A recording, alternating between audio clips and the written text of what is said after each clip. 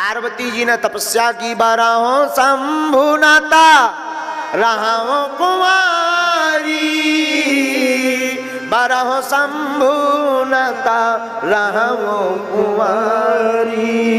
पार्वती माता तपस्या करती, विवाह करूंगी तो भोले बाबा से, नहीं तो कुंवारी रहूंगी। तपस्या खूब की, नहीं मानी, सप्तऋषियों ने मनाया। तब भगवान शंकर जी के पास ब्रह्मादिक देवता गए, विवाह कर लो भोले बाबा, शादी। तब तक एक राक्षस प्रकट हो गया, तारकासुर, जिसे वरदान था कि वो भगवान शंकर के तेज से उत्पन्न पुत्र के हाथों ही मरेगा। अब शंकर जी को तो विवाह ही नहीं भवा, पुत्र कहां से हो, एक भव तो सुस्वाहा होगा। अब क्या किया जाए? तब देवता ब्रह्मा जी सब शंकर जी के पास पहुंचे, भोले बाबा बहुत दिन से बारात नहीं भैया, ब्याह करो। तो भोले बाबा बोले हमें लड़की कौन देगा? बोले हमने सब फिटफाट है मामला, आप तो हाँ बोलो, तैयारी फुल है। भोले बाबा बोले भाई एक बार कर लिया, झंझट बहुत उल्टा है, हमें नहीं, हमें इन झंझटों में पड़ना ही नहीं है। नहीं नहीं नहीं नहीं। देवता बोले अरे यार बहुत दिन हो गए, रसगुल्ला नहीं मिली हम लोगों को, विवाह करो, शादी, हाँ बोलो हाँ। जब नहीं माने देवता, भगवान प्रकट भय राम जी, हाँ भाई भोले बाबा विवाह करो, प्रभु की आज्ञा है। तो बिना मन के ठीक है, अब ठीक है, अब करेंगे। पार्वती जी की परीक्षा ली, लगन भेजी गई, धीरे धीरे विवाह की तैयारी होने लगी, देवता भी तैयार होने लगे, भोले बाबा की बारात चल रही है, सब देवता तैयारी कर रहे हैं भोले बाबा की बारात में। जमराज अपने भैंसा, जमराज का वाहन है भैंसा, जमराज अपने भैंसा लगो रगड़ बे साफ करवे एकदम। भैंसा बोलो सरकार आज क्या गड़बड़ है? जमराज बोले अगर गोर आज मैंने करिया से गोर ना कर दिया, आज बारात में जाना है, किसकी? भोले बाबा की। भैंसा बोलो सरकार कितना भी रगड़ लो खाल छिल जाएगी, पर हम करिया के करिया ही रहेंगे।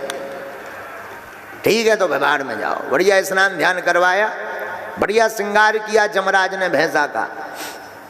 उधर इंद्र ने ऐरावत हाथी का श्रृंगार किया, भगवान विष्णु ने गरुड़ का श्रृंगार किया। लेकिन जिसकी शादी है उसकी तरफ किसी का ध्यान नहीं, भोले बाबा ज्यों के त्यों बैठे। शाम हो गई, शंकर जी के गण बोले भोले बाबा आपकी आज शादी है। भोले बाबा बोले तो क्या दिक्कत है? अरे कम से कम मेकअप तो करो, ऐसे ही चले जाओगे? भोले बाबा बोले हम जैसे हैं वैसे ही ठीक है। अरे नहीं नहीं नहीं, आज आप दूल्हा हो, दूल्हा कहो तो हम आपके लिए मुकुट ले आए। अरे नहीं नहीं नहीं, मुकुट ये लफड़ा। फिर भगवान शंकर जी बोले मुकुट की क्या जरूरत, हमारी जटाओं का ही मुकुट बनाओ। शंकर जी के गणों ने जटाओं का मुकुट, जटा मुकुट अही मोर सवार, जटाओं का मुकुट। अब नंदी ने कहा कि मुकुट तो बन गया लेकिन मोर, तो भृंगी बोले ये मोर क्या है? बोले लंबो लंबो लटको रात सामने।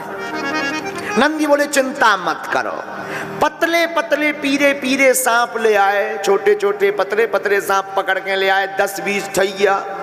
सब सांपन को मुंह बांधो और मुंह को जो है जटाओं में फंसा दिया और पूंछ सामने लटका दी, तो जटा मुकुट अही, अही माने सांप, मोर सवार, सांपों का मोर बनाया गया। कहा भैया मुकुट हो गया, मोर हो गया, कानों में कुंडल और होने चाहिए। तो कानों में कुंडल काहे के? दो दो सांप दोनों तरफ पतरे पतरे लटका दिए कानों में, एक सी साइज के, फिटम फिट। कहा ये कुंडल बहुत अच्छा है, आहा। अब कहा भाई कानन कुंडल हो गया, लेकिन दूल्हा का मेकअप नहीं हुआ, पाउडर लगना चाहिए दूल्हा को। तो कहा पाउडर कैसा होता है? तो भृंगी बोले भाई सफेद। नंदी बोले चिंता मत करो। अब वहां कोई मेकअप की दुकान तो थी नहीं, भागे भागे नंदी मरघट से 5 किलो राख उठा लाए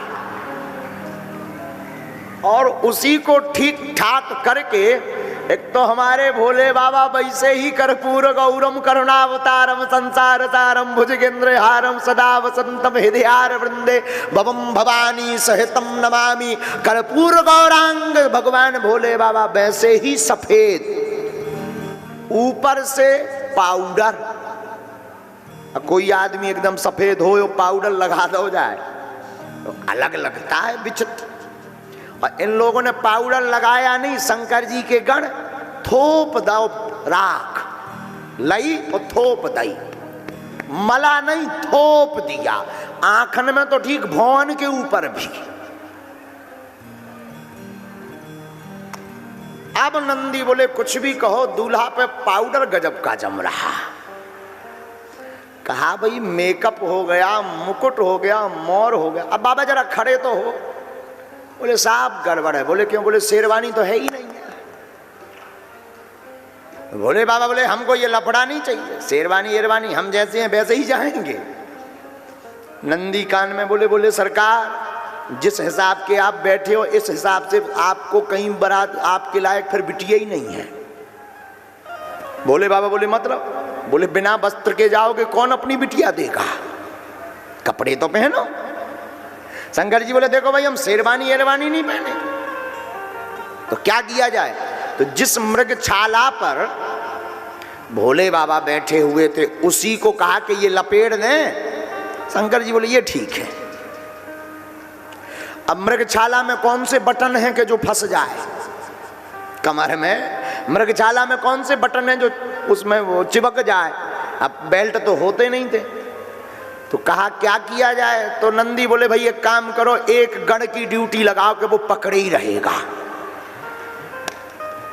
तो भृंगी ने कहा कि ये ड्यूटी लगाना गलत नहीं है, कहीं धोखे से भर भावर में उसका हाथ दर्द करने लगे और कहीं छूट जाए तो पूरी इज्जत गायब हो जाएगी, है भाई, सिस्टम ही बिगड़ जाएगा।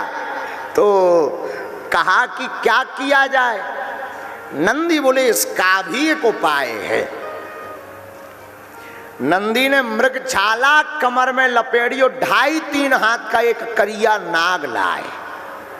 उस सांप को कमर में मृग चर्म के ऊपर लपेट कर नाग को उंगली दिखाकर बोले सुनो तुम मत खिसकना, दुनिया उलट पलट जाए तुम ना सरक यो, अगर तुम सरक गए तो पूरी इज्जत। नाग भी बड़ा चतुर था, बोले आप चिंता मत करो हम पे छोड़ो, समझदार था। भोले बाबा बोले अब बताओ श्रृंगार कैसा है? अद्भुत है। हाथ में डमरू, त्रिशूल, मस्तक पर चंद्रमा, ललाट में त्रिपुंड, नेत्रों में त्रिनेत्र और स्वयं भी त्रिभुवनधारी। कितना अद्भुत संयोग नहीं है? ललाट पर त्रिपुंड, मस्तक पर चंद्रमा, नेत्रों में त्रिनेत्र और हाथ में त्रिशूल और स्वयं भी त्रिभुवनधारी। बारात के लिए भोले बाबा तैयार भये, सारे गण भी तैयार भये।